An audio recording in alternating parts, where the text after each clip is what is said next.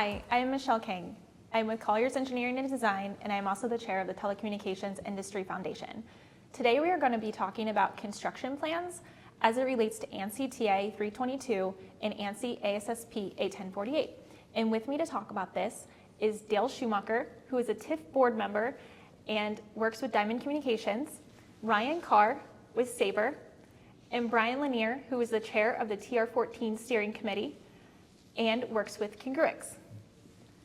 So Dale, I'll turn to you first. One of the more significant changes with the recent revision to ANSI ASSP A10.48 was the term rigging plan evolving to construction plan. Can you talk a little bit about what a construction plan is and why this change was so significant? Yeah, the change was really just to highlight the fact that although rigging is important, it's always been about the construction of the whole site, and rigging is just a critical part of that, but there's also lots of other things going on in the construction process that you need to think about as part of your planning and preparation. So the term construction plan was adopted instead of it to replace rigging plan. And Ryan, as a contractor, what are some of the considerations that go into a qualified person when they're developing a construction plan? Yeah, so before we were really hyper-focused on just rigging, right? We were, what type of straps were you using, what type of blocks, load lines, things like that. Whereas now we have kind of a one-stop shop for everything. Whereas if I have, say, an issue with a foundation, I'm able to take that to a qualified engineer, I'm able to take that to other stakeholders, and it is all delved right into our construction plan. Ryan, can an engineer develop a construction plan? No, never. No. So the construction plan should always come from the contractor that's actually performing the work. There is one situation where an engineer can be involved, but that means they're stepping out of the position of a qualified engineer and into the position of a supervising engineer and are actually going to be physically on that job site. Okay, and then Brian, turning to you as a qualified engineer, how do you support Ryan as a contractor in reviewing and approving his construction plan, and what are some of the things that you're looking at when you're reviewing that? Well, Ryan mentioned earlier, the idea of a construction plan really now gives you a much more comprehensive view of what's happened at the tower. And at the end of the day, all the qualified engineer is really doing is assessing what's actually happened to the tower, the stability. And that's where it started off looking at taglines and where blocks are connected, things of that nature. But right as a construction plan, we're still getting the same things we've historically gotten. So the role of the qualified engineer hasn't really changed so much as it's probably given a little bit more latitude and understanding all that's happening on the site to help us evaluate the risk. So it hasn't really changed as far as what's needed from the contractor. Construction sequencing, lifted loads, things of that nature. That hasn't fundamentally changed.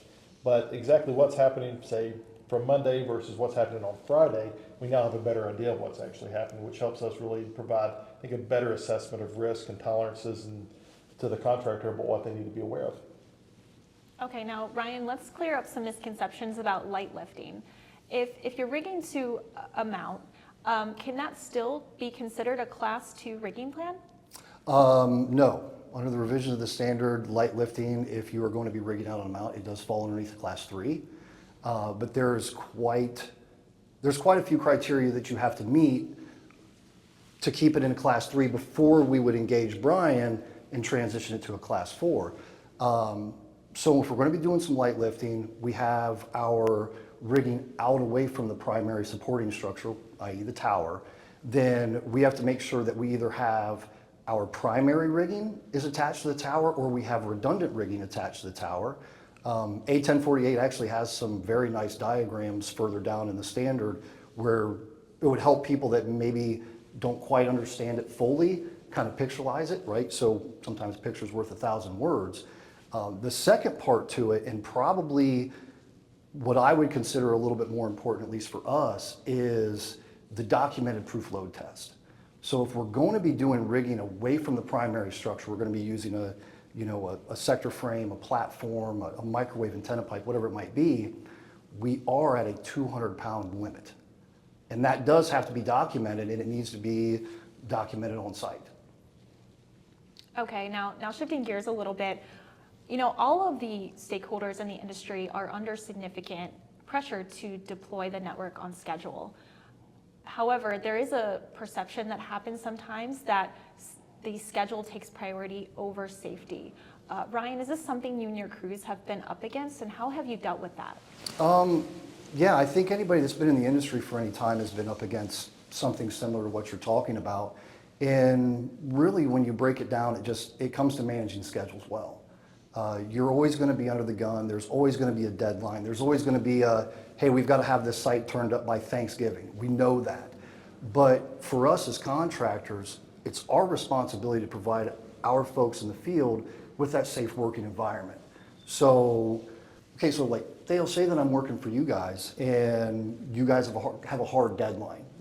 Whatever might be the reason you say you've got to have a site done in like 3 or 4 days. And, you know, we've got some pretty significant rigging going on, worked out a construction plan with Brian. How would you take it if we showed you that we're going to need more than those 3 days? Well, that's what's important about the new standard. It kind of enables us to communicate better.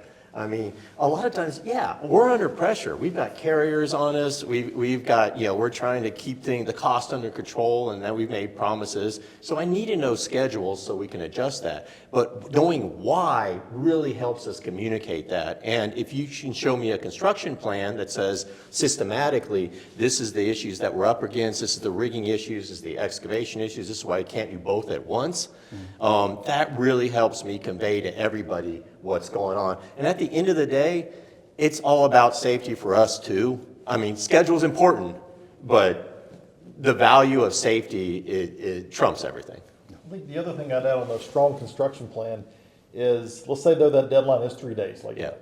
This gives you an opportunity to say, can we revise the construction plan through support with a qualified engineer, whether it just be the qualified person, to really accelerate this in a way that does still maintain the expectation of safety, which is paramount to what we're doing.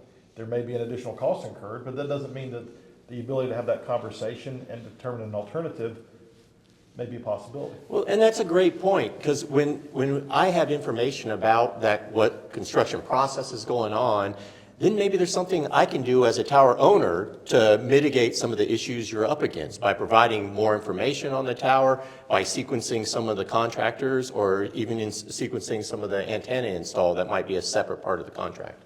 So it's not really just about communication, it's about the right kind of communication. Exactly.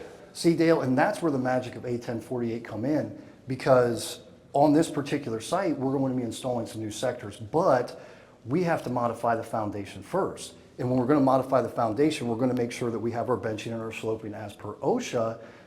So Brian, with something like that, you know, where I come from, we always do the modifications first before the work takes place. Is that something where I would be able to engage with you as, you know, as a qualified engineer to either adjust or accelerate our construction sequencing? No, absolutely. While you certainly would probably develop your construction plan with the assumption of trying to minimize risk as much as possible, that doesn't mean we can't change the sequencing around, maybe allow antenna installation followed by the foundation modification, and that all the terms we're going to agree to are certainly within an acceptable level of risk that the tower owner would be comfortable with. Yeah, and I just need to know what that level of risk is so I can help you all and support in that. At the end of the day, it's going to have something to do with the number of days and time to complete construction. That doesn't mean an expectation of an unsafe working condition. Doesn't mean an unstable tower, anything like that. What it really means with respect to how I practice engineering, and effectively its risk is how we draw our lines in the sand to decide what good versus not good or acceptable versus unacceptable looks like. That's what I mean by risk here, not like we can accept a certain level of an unsafe environment. It's really just a matter of exactly how we want to quantify what safe looks like. Well, right, Brian, because the last thing that we want to do, and this goes with, you know, for all stakeholders in our industry, is to pull our field employees out of that safe working environment. You know, we already know that this job is difficult, and it's up to our stakeholders, you know, you, me, Dale, Michelle. It's up to us to make sure that we're maintaining that for our field people. To put them in a position to be as successful as possible. Yes, sir. Now, you all are hitting on a really important point. It sounds like that quality work can be done in a safe and efficient manner when you leverage the standards that exist. Maybe we could walk through an example, Ryan, where, you know, you have you're working on site and the site conditions warrant some potential changes to the construction plan that was already reviewed and approved by Brian as the qualified engineer. What do you do? So, I mean, obviously in our industry, change conditions happen a lot, right? And it can be a number of different things. You know, a lot of times when we do have a class 4 review where I've engaged Brian to be the qualified engineer, then, you know, most likely we're changing out some kind of structural members where we can't have a tower in a temporary state. The last one that we had, thank goodness, was actually very minor. We were installing some 8-foot microwave antennas at the top of a tower and had to use an engineered davit for lifting activities. Well, we had to engage with a qualified engineer because we were well above the 200-pound threshold for light lifting in the class 3. Again, kind of going back to those timeline things, right? We were on the second antenna. Everything essentially had to be done by Friday. We were kind of in a crunch, and we were in Eastern PA, and Eastern PA weather got the best of us. So I got our qualified engineer on the phone and said, you know, hey, Brian, this is what's going on, and then kind of going back to, you know, the risk management. What level of risk can there be? And, you know, we had elevated winds. And essentially by the end of the conversation, we had just said, you know what, there's nothing that we can do about this. But because I had engaged with him, I was able to go back to our customer and say, I need until Saturday afternoon, maybe Saturday evening, and we'll have you guys all done. And I love that because you took the time to do it safe. That means I'm going to get a quality installation. And I'm about owning this tower and for, you know, 30 years or more, 50 years. And you know, having a quality installation where we don't have to come back, where we don't have issues on the tower that we have to address over time repeatedly because it's done right the first time is ultimately the best value for us as an owner. Well, Dale, Ryan, Brian, thank you for helping us understand how utilizing construction plans in accordance with ANSI TA 322 and ANSI ASSP A10.48 can help provide quality work in a safe and efficient manner.